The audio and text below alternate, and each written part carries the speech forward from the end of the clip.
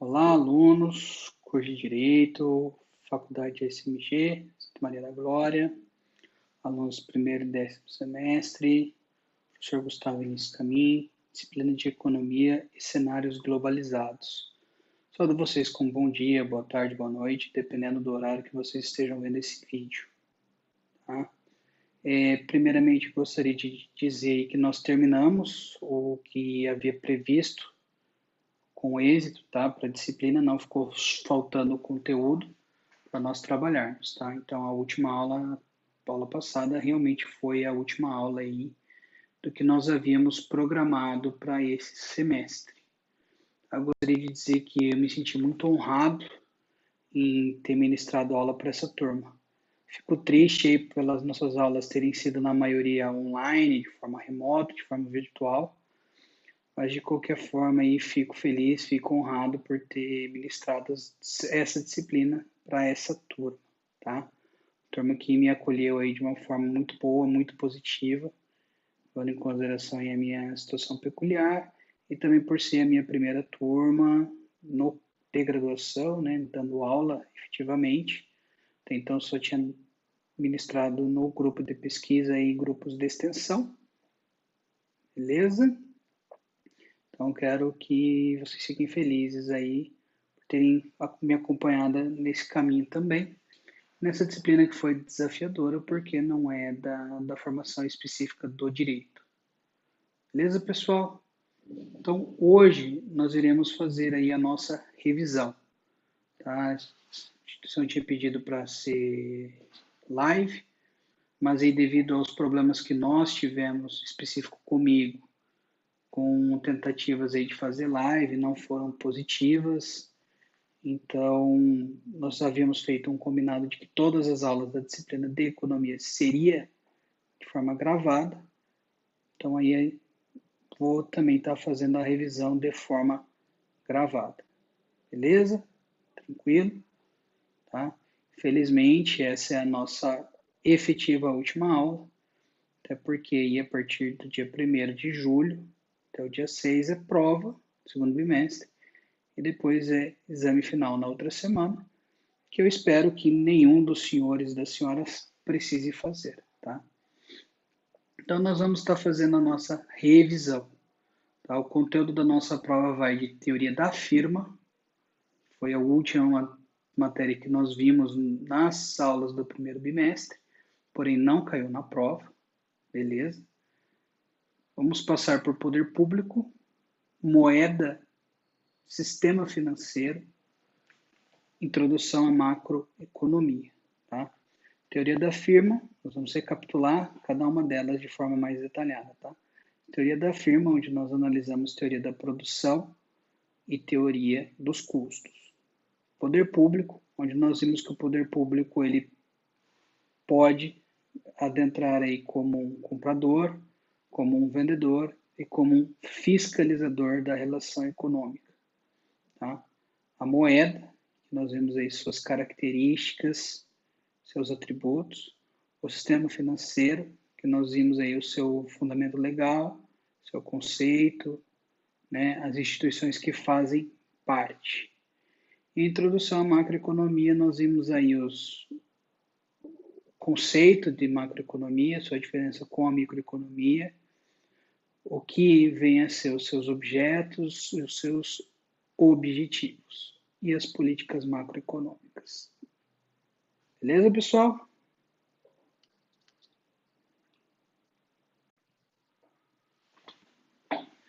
Vamos aqui então, pessoal, recapitulando, revendo, né, que essa aula é especificamente para isso.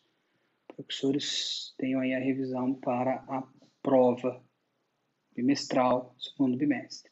Ok? Então vamos começar aí com teoria da firma. Tá?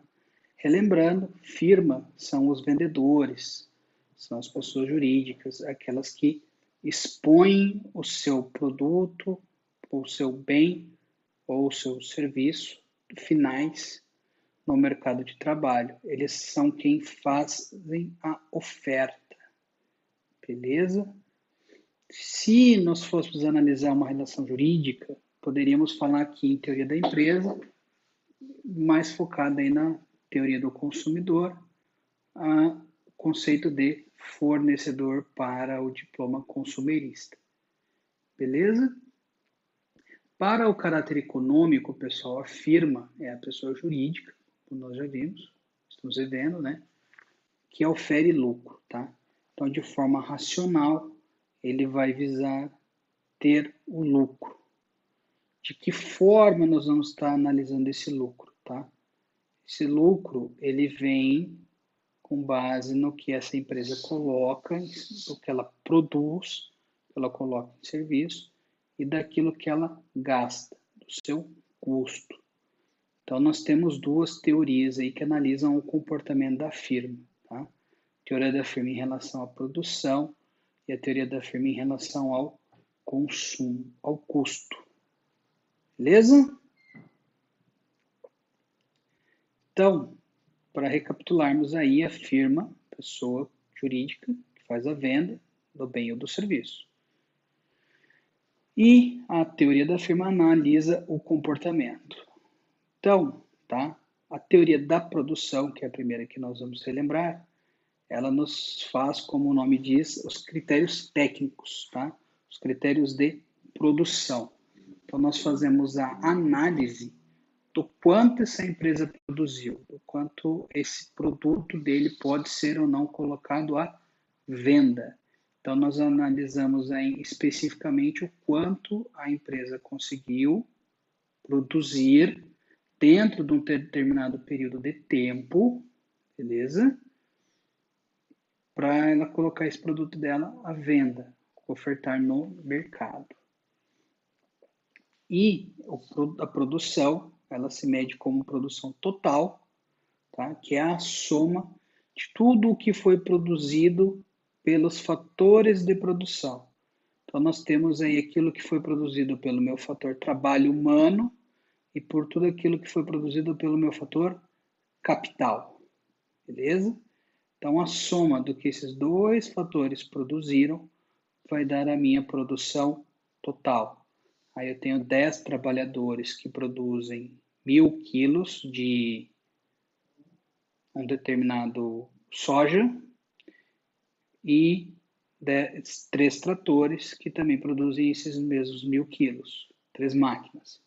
Tá? Minha produção total, então, vai ser os 2.000 quilos. Ok? Tranquilo até aqui? A minha produção média, contrapartida, é a produção que cada um produziu. Então, nós vamos ter ali os meus 10 funcionários produzindo 1.000 quilos. Então, a produção média de um trabalhador seriam 100 quilos. Tá? Da mesma forma, a produção média do meu capital, do meu maquinário, seria em torno de 330 quilos. Beleza? Então, essa é a produção média. É o médio. É aquilo que, em média, os meus fatores de produção de forma individualizada produziram. Posso ter ali um trabalhador que produziu 120 quilos e outro que produziu 80? Posso. Mas nós estamos analisando em média. Beleza, pessoal? Além disso, nós vamos ter aí o chamado produto marginal. Tá? O produto marginal nada mais é do que o custo para eu produzir a mais do que eu já produzi no meu critério médio e no meu critério total. Tá? Então, eu tenho ali meus 10 funcionários, eu contrato mais um, vou para 11, meu produto marginal aumenta para 1.100. Então, vejam aí que aliás, o meu produto aumenta para 1.150. Tá? Então, eu tenho um produto marginal, que é a produção de 150 a mais que esse meu novo funcionário produziu. Então, veja aí que nós temos um momento em que a produção está crescendo, beleza? A produção vai crescendo à medida que eu vou contratando funcionários, tá? Porque o meu produto marginal ele vai ser superior ao meu produto médio. Então, ali 150, o produto médio era 100. A partir do momento que eu continuo contrato ali mais um, dois, meu produto médio e o meu produto marginal se tornaram iguais, ou seja, eu tenho zero de crescimento, eu cheguei no meu nível máximo, no meu ponto onde a minha produção está boa. Se eu contratar mais um, meu produto médio vai ser maior do que o produto marginal. Por quê? Porque em vez de produzir 100, esse novo vai produzir 90. Então vai ser prejuízo, vai ser prejudicial, a minha produção vai diminuir e eu vou ter mais gastos do que benefícios. Beleza? Então, para a teoria da produção, tá? A partir do momento que começa a ter essa diminuição, não é positivo. Tá? A produção começa a diminuir, a empresa começa a ter prejuízos. Beleza? Tranquilo? Tá? Aqui nós estamos, então, levando esses conceitos, pessoal, para que a gente possa fazer uma análise de curto prazo. Tá? O que é uma análise de curto prazo? Ah, professor, é um mês, 3 meses, 6 meses? Não. Curto prazo, ele não leva em consideração tempo, tá? Porque para a economia aí, o fator tempo, ele não é tão importante assim nesse critério de curto ou longo prazo, tá? O curto prazo, pessoal, ele nada mais é do que quando um dos meus fatores de produção é variável e o outro se mantém fixo. Então, no meu exemplo ali, eu fui contratando novos trabalhadores, fui aumentando a força de trabalho, porém o capital se manteve estável. Então, só um dos meus fatores de produção se tornaram mutáveis, variaram.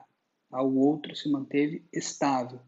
Poderia também comprar uma máquina e manter aí o meu número de 10, 11, 12 funcionários. Beleza? Então, só um dos meus fatores varia. Mais fácil você estar falando no fator trabalho do que no fator capital, porque é mais rápido e mais fácil você contratar uma pessoa do que comprar uma máquina. Beleza? E, por fim, a longo prazo é quando os dois variam. Aumenta o capital e aumenta o fator trabalho. Aí nós vamos analisar o que? As economias de escala. Se nós temos algo positivo, uma economia efetiva de escala, ou uma deseconomia de escala que é negativo. A primeira, que é a situação positiva, é quando eu tenho uma variação mais do que proporcional do produto em relação aos fatores. Ou seja, que de forma exemplificativa, eu aumentei em 10% o meu pessoal, contratei uma pessoa, eu aumentei aí em 25%, de 3 foi para 4 máquinas, e a minha produção aumentou 50%. Então eu tive um aumento mais do que proporcional no que eu investi. Em contrapartida, a deseconomia de escala seria nessa mesma situação, eu aumentei os meus fatores de produção, porém o meu crescimento foi menos que proporcional. Então nós vamos ter aí os mesmos 10% de mão de obra, os mesmos 25% de maquinário, porém a minha empresa cresceu 5%. Beleza?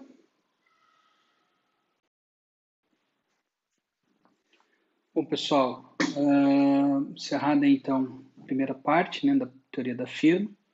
Segunda parte, então, nós falamos da teoria dos custos, beleza? A teoria dos custos, ela engloba a parte financeira, o quanto a empresa gasta para produzir.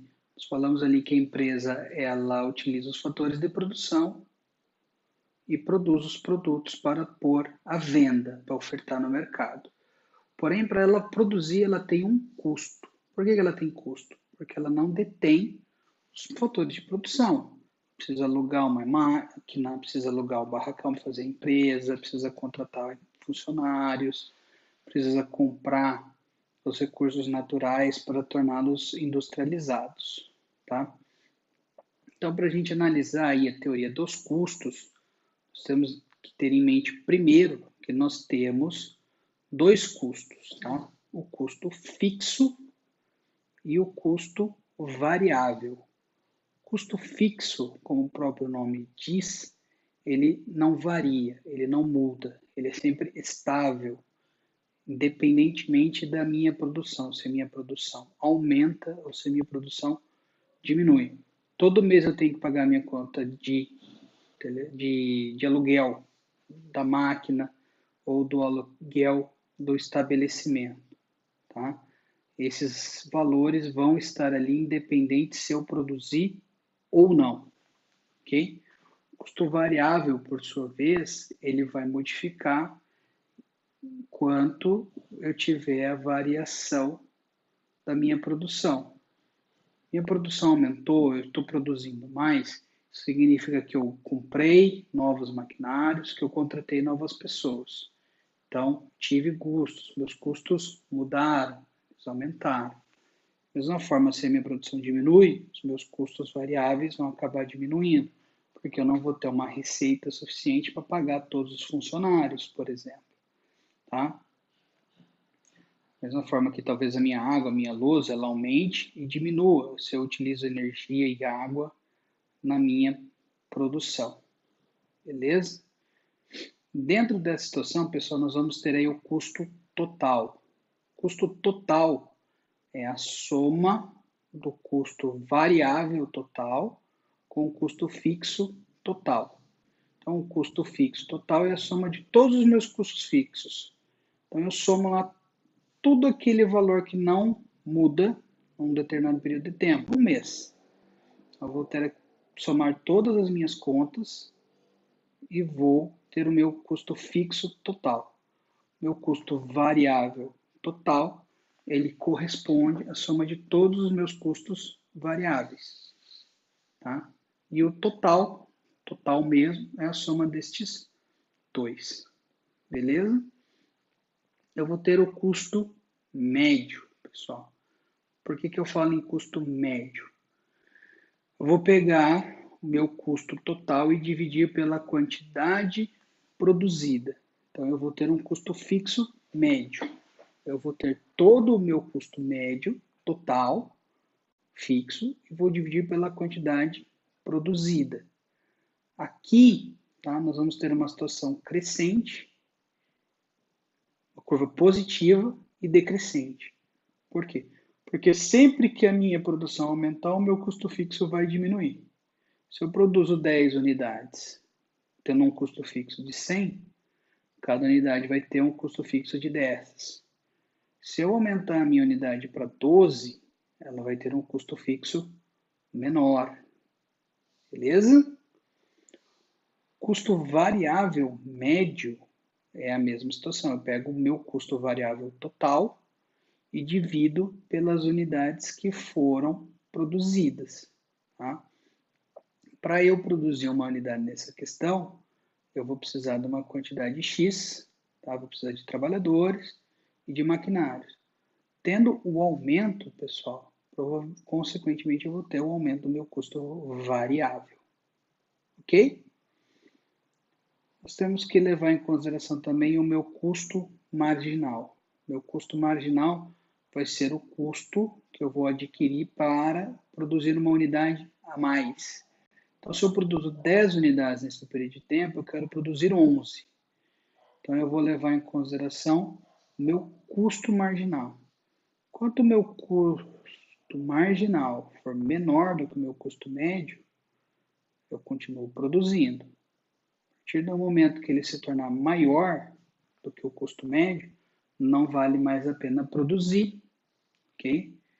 Então, você para, você volta a produzir uma unidade a menos para que o preço custo médio e o custo marginal se mantenham equiparados, equivalentes. Tranquilo? Por fim, aqui para a gente concluir a teoria da firma, né, dentro da parte dos custos, nós também podemos falar na teoria da receita, beleza? Que a receita nada mais é do que aquilo que a empresa recebe, tá? Então, o que a empresa vai ter de receita? Tudo o que ela obtiver com a sua produção, tá? Então, para eu descobrir o lucro da minha empresa, eu vou ter que pegar a minha receita, ou seja, tudo aquilo que eu produzi, que eu vendi, menos o meu custo. Se for positivo, eu estou auferindo lucro.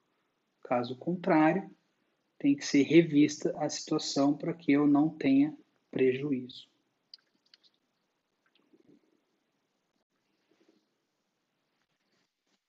Bom, pessoal, concluída aí a análise da revisional da teoria da firma, vamos aí então adentrar a teoria do poder público, tá? Poder público, então, nada mais é do que o Estado, tá? O Estado brasileiro, tá? Com base no artigo 1º da Constituição, é a união solúvel dos estados e dos municípios. Então, nós vamos ter 3 esferas de governo aí, tá? O governo federal, que é a União Federal, os estados, aqui também podendo ser englobado o Distrito Federal, e os municípios, tá? Nós vamos ter essas esferas de governo. E também nós vamos ter aí a divisão em 3 poderes, no artigo 2º, diz que eles são harmônicos e independentes, que é o executivo, o judiciário e o legislativo, tá? O poder público, então, nada mais é do que o ente, o Estado, tá? Que é composto aí do local onde vivemos. Vamos falar do país, tá? Podendo aí se dividir, então, em âmbito municipal, estadual e federal. O poder judiciário é aquele que demanda as decisões do poder judiciário, é onde se faz as decisões, se faz os julgamentos, tá? Este em específico existe apenas a nível federal e estadual. O poder legislativo é de onde emana as leis, tá? Emendas constitucionais. Esse se divide em estadual, municipal e federal, assim como o executivo. Beleza?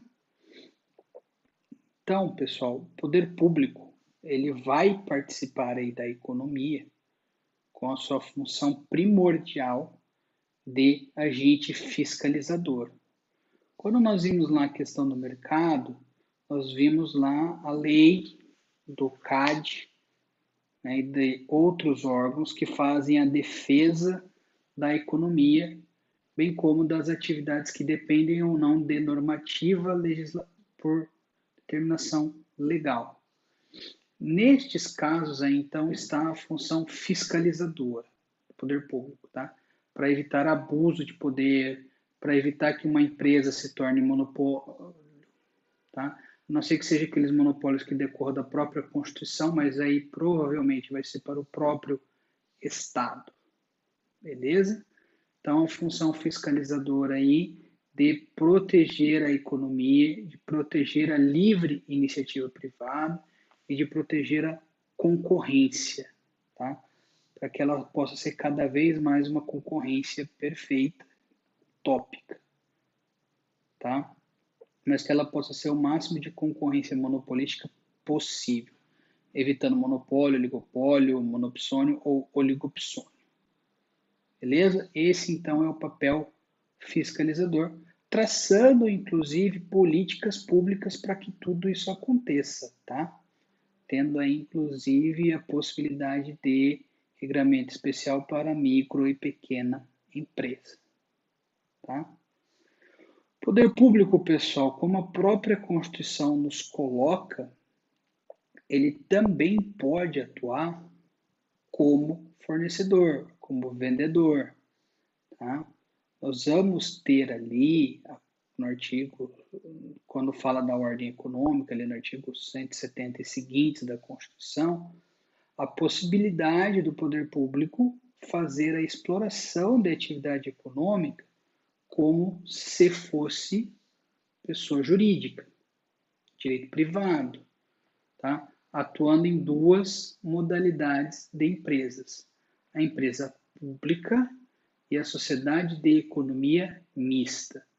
A empresa pública, Correios, por exemplo, ela possui 100% do seu capital, do capital público, tá? É uma empresa que explora a atividade econômica privada, tá? Apesar de ser um monopólio, no caso do Correios, mas enfim, tá?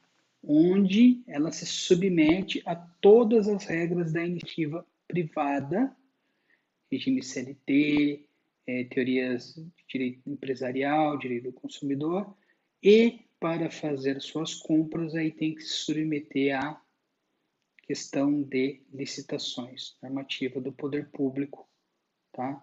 Abrindo concorrência pública e etc. Tá? Outro exemplo que nós podemos ter aqui é a Caixa Econômica Federal, tá? 100% do capital é público da União. Tranquilo?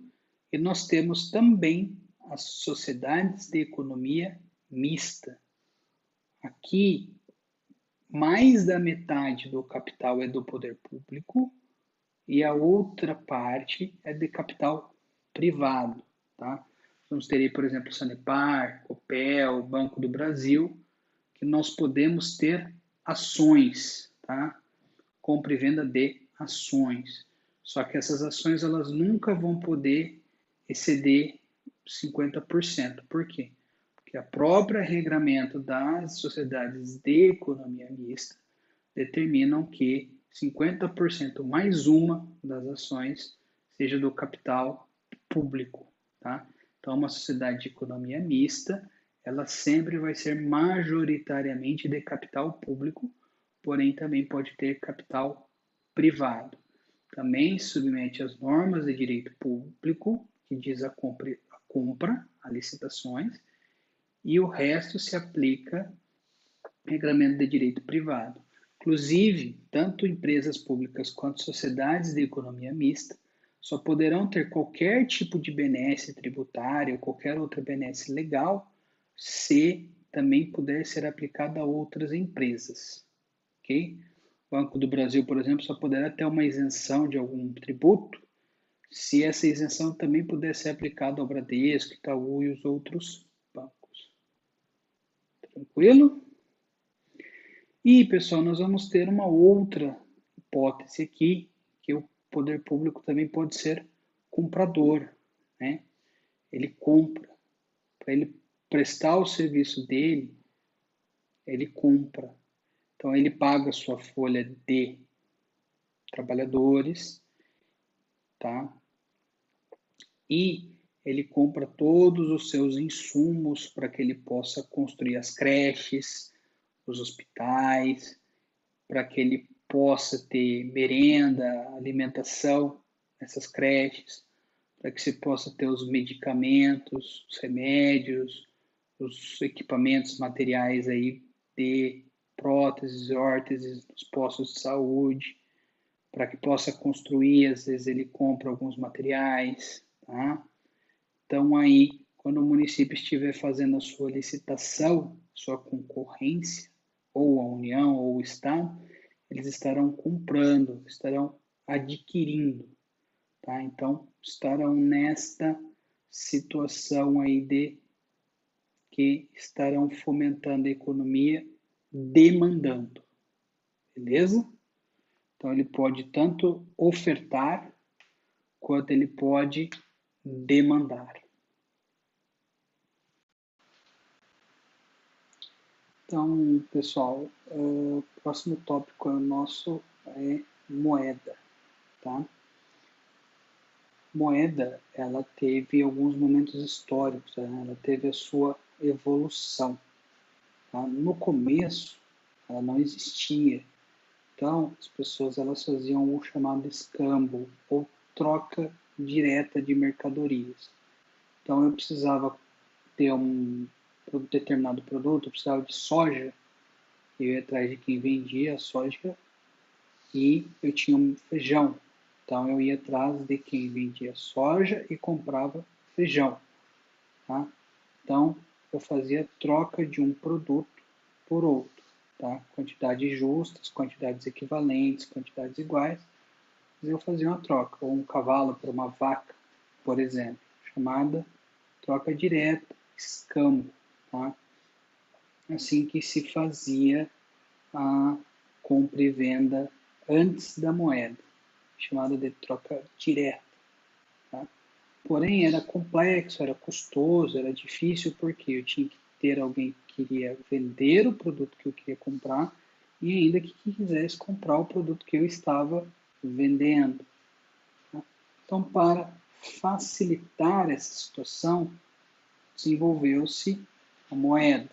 Tá? A primeira moeda que nós tivemos aí, então, foram as moedas metálicas. Tá? As moedas de prata, as moedas de ouro, de cobre, tá? Que foram as primeiras moedas. Então, aí, nessa fase, na fase dos metais, se iniciou a troca indireta. Tá? Eu ia até uma determinada pessoa, vendia a minha vaca, essa pessoa me dava, em troca da minha vaca, uma determinada quantidade de moeda, eu levava essa quantidade de moeda e comprava um cavalo, ou eu comprava uma quantidade de soja. Tá? Então, ou seja, é a troca indireta, porque eu troco a minha mercadoria por moeda, depois vou e troco a mercadoria ou a moeda pela mercadoria que eu quero. Veja que se torna mais rápido, mais cômodo, menos complexo de se fazer transações de compra e venda. Tá? De qualquer forma, ainda era custoso, porque não era qualquer um que podia ter essas moedas de metais, principalmente as de ouro e prata. Tá? Com a evolução da história, com a evolução do ser humano, então surgiu aí a moeda, tá? Papel, chamado papel moeda, ou moeda fiduciária, tá? que é o que temos hoje. Tá? Papel, a cédula, que equivale a uma determinada quantidade. Beleza? E depois nós podemos falar também da moeda escritural, tá? Que é a evolução do papel moeda, que é um título que equivale à moeda que permite que eu acesse meu dinheiro que eu tenho guardado no banco, por exemplo. Então, tá? Eu poderia falar de moeda escritural, cheque ou cartão. Beleza? Vamos ter aí, então, pessoal, 3 funções dentro da moeda, tá? A primeira função, como nós já vimos aí, vocês imaginam, é a troca, tá? É a função troca indireta. Eu troco uma mercadoria por moeda e troco a moeda por uma determinada mercadoria. Então, essa é a primeira função que a moeda possui. A segunda função, tá, é a função de quantidade. Tá? Eu recebo uma determinada quantidade, eu vendo meu trabalho, eu vendo meu cavalo por R$100. Então, são 100 unidades de moeda. Tá? É uma unidade de quantidade. Beleza? Serve para medir a quantidade de riqueza que uma pessoa, um indivíduo, uma empresa ou um país possui. Tá? Vamos ter aí indivíduos com, sei lá, R$2.000 por mês de salário, outros com 10 mil, outros com 50. Vamos ter empresas aí multimilionárias, multibilionárias. Então, nós vamos ter o produto determinado de um determinado país, que também é medido em moeda. Beleza? E a terceira função da moeda, pessoal, nada mais é do que a reserva de valor. Ou seja, eu ganho aí meus R$10.000 por mês e eu gasto apenas 20. Os outros 30 que eu não gasto, que é a minha chamada poupança, é a minha reserva de valor. Eu posso deixar essa reserva em casa, no colchão, no armário, num cofre, ou eu posso levá-la até o banco, para que o banco faça a guarda desse meu valor, dessa minha reserva. Beleza? Essa moeda, pessoal, ela tem a obrigatoriedade legal de ser aceita de forma geral em um determinado país, em um determinado local, tá? Então, no Brasil, a nossa moeda é o quê? É o real. Todos os estabelecimentos que fazem compra e venda de produtos ou prestam serviços, eles são obrigados a aceitar o real, tá? Uma última característica da moeda, pessoal, é a liquidez, tá? Liquidez nada mais é que a forma pela qual eu tenho a capacidade de transformar algo em dinheiro, tá? A moeda, ela já é o dinheiro, então ela tem a liquidez mais alta, tá? Você já tem o dinheiro ali no bolso, tá? É fácil você pegar 10, 15, 20, 50 reais do bolso e pagar uma determinada situação, ou pegar e passar o cartão de débito, já é debitado automático da sua conta. Então você tem essa liquidez. Uma liquidez um pouco menor, você poderia falar em títulos, tá? O Tesouro Público, por exemplo, que você tem que vender esse título. Talvez você consiga vender ele em 2, 3, 5 dias. Você precisa vender para poder ter a moeda. Mesma coisa podemos falar em ações. Tá? Você pode vender no mesmo dia, como você pode demorar alguns dias para vender. Então já é uma liquidez um pouco menor do que você ter a moeda, ter o dinheiro efetivo no seu bolso. Beleza? Uma outra liquidez menor ainda, pessoal, é bens, tipo veículos. Você precisa vender, você demora mais para vender um veículo do que uma ação. E o que nós vamos ter uma liquidez menor ainda são bens imóveis, tá? Você demora para vender um bem imóvel. Você pode ter a sorte de vender um bem imóvel de forma rápida, numa liquidez até um pouco alta, porém, tá? Via de regra, bem imóvel, uma casa, ele não tem uma liquidez alta, tá? Ele é mais difícil de ser transformado em moeda, beleza? Então, se você precisa comprar algo de forma imediata, você precisa ter o dinheiro de uma forma líquida alta, ou o dinheiro no bolso, tá? Então, quanto mais rápido for para transformar algo em dinheiro, maior é a liquidez deste objeto. Beleza?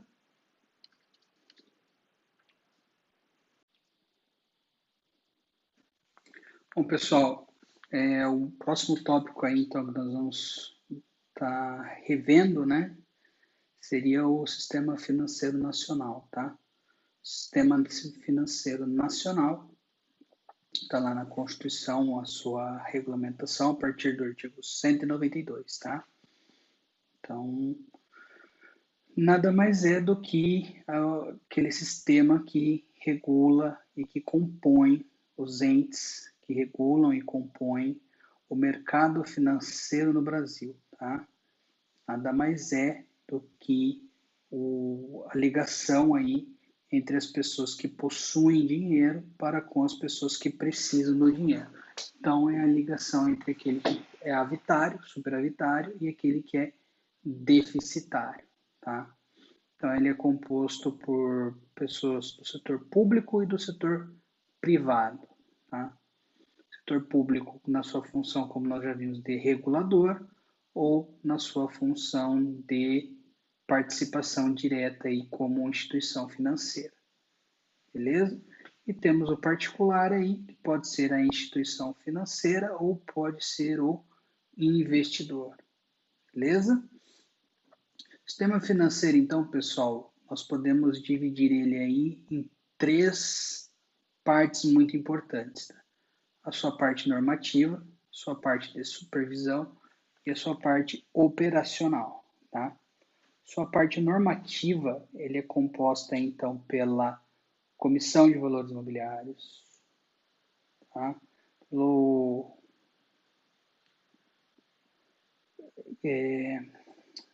Comitê Monetário Nacional, tá? São órgãos que regulam, que criam normativas, tá? Eles vão fazer o que? Eles vão criar aí as normativas de como efetivamente tudo deve acontecer, tá?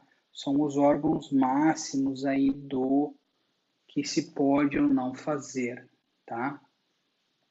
Eles criam as normas, obviamente que obedecendo regras anteriormente previstas em Constituição e leis, tá? Eles vão poder prever aí atos normativos infralegais ou até portarias, enfim, ok? Nós vamos ter aí a supervisão, aqui sim nós vamos falar em comissão de valores imobiliários, tá? As superintendências de seguros privados, enfim, tá? Que são aqueles que supervisionam, tá? Eles possuem aqui o dever, a obrigação de verificar se as normas criadas pelo grupo anterior estão sendo aplicadas, estão sendo respeitadas, tá? Estão aí de sua forma não sendo violadas, ou se estiverem sendo violadas, devem ser levadas aí até os órgãos competentes para que sejam aplicadas sanções, tá? E nós vamos ter aí, aqui nós vamos ter o Banco Central também como um exemplo, tá? E nós vamos ter aí o operacional, que daí são os bancos, os fundos de pensões, etc., tá? Devidamente, regularmente, legalmente instituídos, tá? Sendo eles públicos ou privados, que efetivamente vão estar fazendo a operacionalização, a captação e o empréstimo aí de dinheiro para aqueles que precisam. Beleza? Vamos ter aí então os órgãos, esses 3 principais pontos do sistema financeiro, tá? E nós vamos ter aí os seus principais órgãos, tá? Tendo como principal órgão o Conselho Monetário Nacional, tá? Tendo junto aí também como órgão importante o Banco Central e a Comissão de Valores Mobiliários, tá? Que é dessa Comissão de Valores Mobiliários que nós temos aí as regras de trabalho em ações. Beleza? Tranquilo? E por último, pessoal, aí para a gente rever para prova, tá? Nós vamos ter o quê? Nós vamos ter a macroeconomia. Então, lembrando que a macroeconomia, ela é a visão ampla, tá? É a visão global, diferente da microeconomia, que é a visão individualizada, tá? Trabalhando uma floresta, a microeconomia seria análise de árvore por árvore, de animal por animal, tá? A macroeconomia é como se você estivesse vendo por cima, tá? Então, vendo se o rio está poluído, se o rio está limpo, se tem bastante foco de queimada, se não tem, se tem bastante foco de desmatamento, não tem, tá? Fazendo um comparativo com uma parte de uma floresta, tá? Levando em consideração aí os elementos da economia como um todo, quando nós vimos aí teoria da firma, teoria do poder público, tá? O sistema financeiro, nós estamos vendo eles de forma individualizada. Então, nós estamos fazendo uma análise microeconômica dos agentes econômicos, tá? Quando nós vimos oferta, demanda, nós fazemos uma análise de um só, nós estamos fazendo uma análise microeconômica, tá? Uma análise macroeconômica vai ser de valores agregados, tá? Seria então de toda a oferta do país, que nós poderíamos chamar de oferta agregada, de toda a demanda do país, que nós podemos chamar de demanda ou oferta agregada ou da produção agregada. Beleza? Aqui então, pessoal, nós temos 4 objetivos importantes, tá? Manter a inflação controlada, manter os preços estáveis, ter um alto crescimento do produto, ter um baixo índice de desemprego e ter uma balança de pagamentos equilibrada, tá? Então, ter um crescimento, um produto alto, o país vai crescer, tá? Baixo índice de desemprego, também o país vai crescer, tá? Que nós nunca vamos poder falar, princípio, não sei que seja em questão utópica, de que não haja desemprego e de que não haja inflação. Então, o preço tem que ser controlado, ou uma baixa inflação, uma inflação controlada, tá? Uma balança comercial equilibrada, uma balança de pagamentos equilibrada, equilibrada entre exportações e importações e recebimento e envio de renda. Beleza? Aqui, então, nós temos a inflação, tá? Que nós já vimos aí, tá?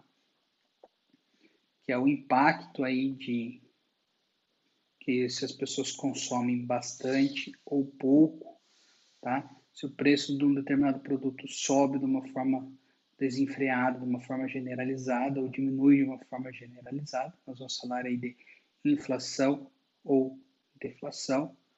Nós vamos falar de juros, que é a remuneração do capital, mas de uma forma agregada, tá? Nós vamos falar aí do desemprego, que daí são os objetos de estudo da macroeconomia, tá? Desemprego que pode ser de várias formas, tá? Ou da pessoa que está procurando um emprego, tá? Que não está conseguindo achar um emprego, ou aquela pessoa que está estudando, que está se preparando para ter um emprego, tá? Nós podemos ter aquele desemprego que ele é cíclico, tá? Podemos ter aquele forma de desemprego, conforme a economia aumenta ou diminui, você vai aumentando ou diminuindo as vagas de emprego. Nós também podemos ter aquele desemprego sazonal, que funciona em determinadas épocas do ano, como no pescador. Nós vamos ter aí o período de piracema, né? O período que não se pode estar pescando, beleza? Nós vamos ter o produto interno bruto e o produto nacional bruto. Tá? O produto interno bruto é a soma de tudo que foi produzido dentro de um determinado local, um país, um estado, de um município, dentro de um determinado período de tempo. Tá? Aqui levando em consideração tudo que foi produzido dentro, tá? Seja nacional, seja internacional. Tá? O produto nacional bruto, ele já leva em consideração tudo que foi produzido pelo país, seja interno ou externo, tá? Que a gente pode receber rendas, tá? Então, tudo o que for produzido por nacionais. Beleza? E também nós vamos ter lá as 4 políticas: fiscal, monetária, cambial e de renda, tá? Pessoal, então esse foi o conteúdo aí específico para a nossa prova do segundo bimestre, tá? As matérias aí de modelos e de direitos humanos não vão cair na prova, tá? Mais uma vez eu quero deixar aqui meus parabéns para vocês que estão conseguindo desempenhar essas aulas, essas atividades, tá? E digo mais uma vez que estou honrado e estamos aí para o que precisar.